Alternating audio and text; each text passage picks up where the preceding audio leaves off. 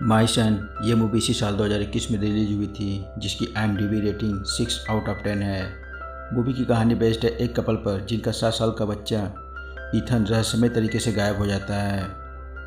कौन था ईथन के पीछे? क्या ईथन खुद ही घर छोड़कर चला गया था या कोई गैंग थी जो बच्चों को किडनैप करती थी? लेकिन क्यों, आइए पता लगाते हैं। कहानी की शुरुआत में हम देखते हैं एडमंड मरे को, जो एक ऑयल कंपनी में काम करता है, इसलिए वो अधिकतर समय गल्फ कंट्रीज़ में रहता है। मरे छुट्टी लेकर अपने home town camp Lucy Scotland जाता है, जहां हमें पता चलता है उसका 7 साल का बच्चा ईथन रहस्यमय तरीके से गायब हो गया है। कैंप साइट पर मरे अपनी एक्स वाइफ जोन से मिलता है। वो एक रिवर के किनारे खड़ी होती है, जिस रिवर में पुलिस की एक टीम ईथन को सर्च करती है। जोन पीछे टेंट की तरफ इशारा करके मरे को बताती है ईथन कल रात यहाँ सोया था। मरे टेंट के पास जाता है और उस जगह को अच्छे से देखता है। अगले सीन में हम जोन और मरे को जोन के न्यू रेंटल हाउस में देखते हैं, जहाँ मरे पूछता है क्या तुम कैंप के दूसरे बच्चों से मिली थी, वो कैसे थे? जोन बताती है वो सब अच्छे थे। तभी जोन का मोबाइल रिंग करता है। जोन अपने मोबाइल से बात करती है। मरे पूछता है क्या ये तुम्हारा बॉयफ्रेंड है? जोन बताती है हाँ। फिर मरे पूछता है ईथन को कैंप पर भेजने का इसी का आइडिया था? जोन गुस्से से कहती है हाँ, ईथन मेरा बेटा है, मैं भी उसके बारे में अच्छा सोच सकती हूँ। उसकी उम्र के बच्चे इस तरह के कैंप में जाते हैं। साथ ही वह यह भी बताती है कि वो कैंप में नहीं जाना चाहता था और रोने लगती है। अगली सुबह मरे और जॉन इन्वेस्टिगेशन ऑफिसर रॉय से मिलते हैं। रॉय अपनी पूरी सर्च टीम के साथ तैयार रहता है। वो ईथन को सर्च करते हैं, लेकिन उन्हें कुछ नहीं मिलता। सर्च के बाद मरे ऑफिसर रॉय से उनके ऑफिस में मिलता है, जहां वो उससे कुछ जनरल क्वेश्चन करते हैं, जैसे आप अक्सर बाहर रहते हैं, आपका कोई दुश्मन तो नहीं? सभी क्वेश्चन का जवाब मरे पूरी डिटेल में देता है। फिर वो मरे से उसका मोबाइल चेक करने के लिए मांगते हैं। मरे उन्हें अपना मोबाइल दे देता है। रॉय उससे उसकी एक्स वाइफ के रिलेशन और न्यू बॉयफ्रेंड के बारे में भी क्वेश्चन करता है, और वह यह आशंका भी जताता है कि ईथन का शायद किडनैप हुआ है। पूछताछ के बाद मरे अपनी एक्स वाइफ के घर जाता है, जहां उसकी मुलाकात उसके बॉयफ्रेंड फ्रैंक से होती है। मरे उससे जून के बारे में पूछता है तो बताता है कि वो बहुत थक चुकी है और काफ़ी परेशान है, इसलिए वो सो रही है। फिर वो दोनों आपस में कुछ बातें करते हैं। फ्रैंक कहता है मैं एक कंस्ट्रक्शन कंपनी खोलने वाला हूँ, जहाँ मैं कुछ लोगों को रिक्रूट करूँगा। मरे कहता है अच्छा आइडिया है, क्या ये इंटरनेशनल है?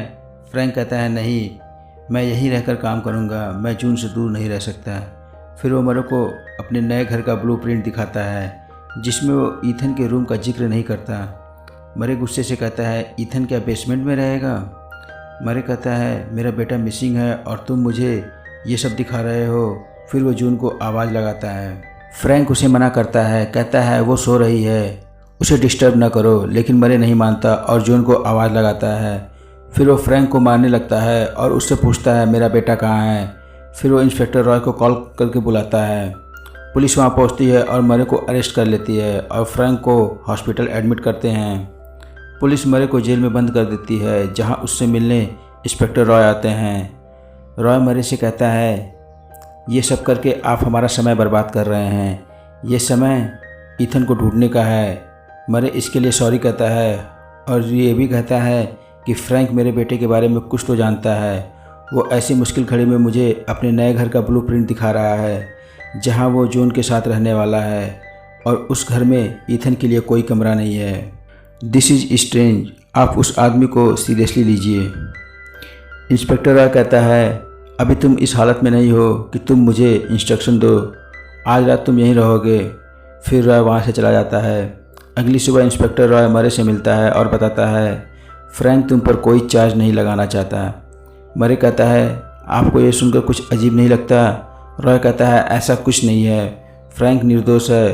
कुछ टाइम पहले जून का मिसकैरेज हो गया था, वो बहुत परेशान थी, इसलिए वो ईथन को कैंप भेजना चाहते थे। ये सब सुनकर मरे जून को लेकर चिंता व्यक्त करता है। इंस्पेक्टर रॉय उससे कहते हैं हमें इन्वेस्टिगेशन करने दीजिए। मरे सॉरी बोलकर वहाँ से चला जाता है। वहाँ से वो जून के घर जाता है। वो दरवाज़ा नॉक करता है, लेकिन कोई रिस्पांस नहीं मिलता।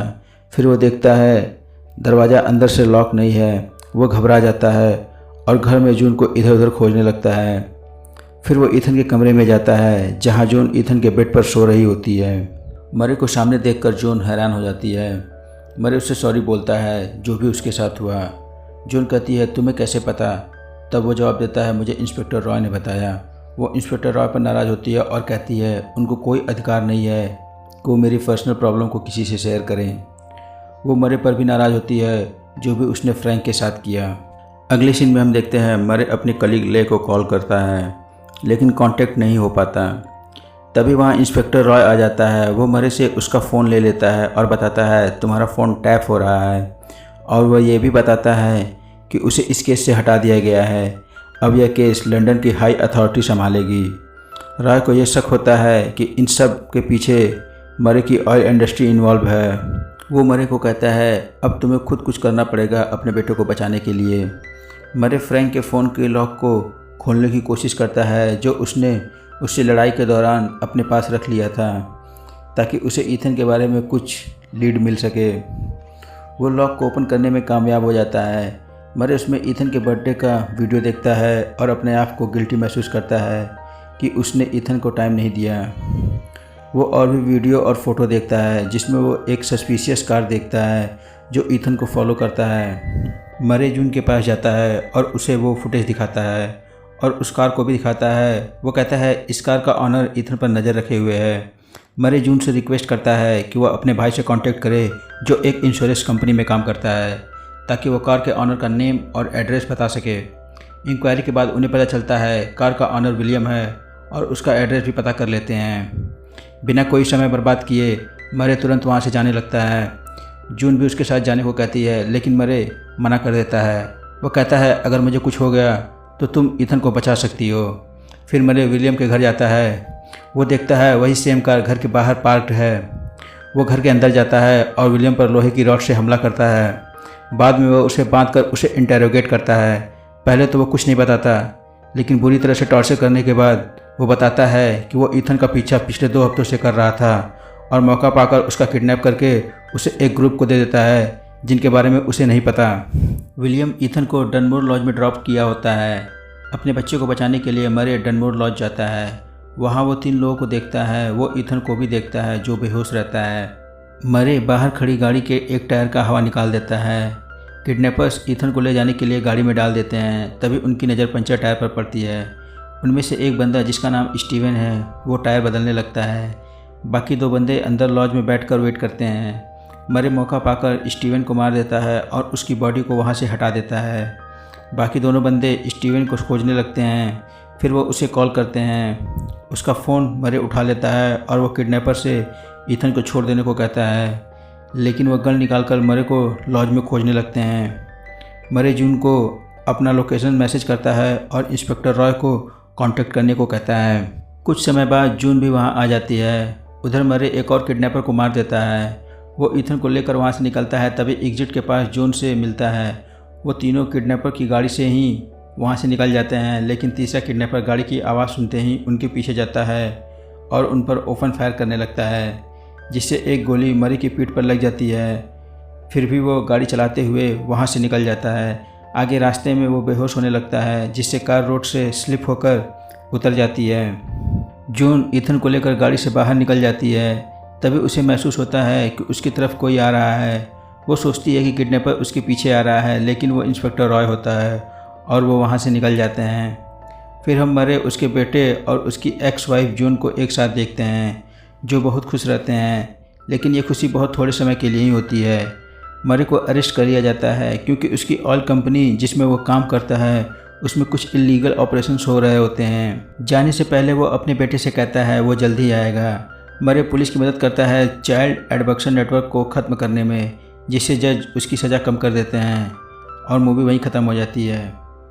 पूरी मूवी में हमें ऐसा लगता है कि ईथन को किसी टेररिस्ट ने अपहरण किया है लेकिन ईथन का अपहरण एक ऐसे सिंडिकेट द्वारा किया जाता है जो ऑन डिमांड बच्चों का अपहरण करते हैं और उन्हें दे देते हैं। दोस्तों अगर वीडियो अच्छी लगी हो तो लाइक करें, कमेंट करें और ऐसे ही और इंटरेस्टिंग वीडियो देखने के लिए चैनल को सब्सक्राइब करें। मिलते हैं अगले वीडियो में। जय हिंद दोस्तों।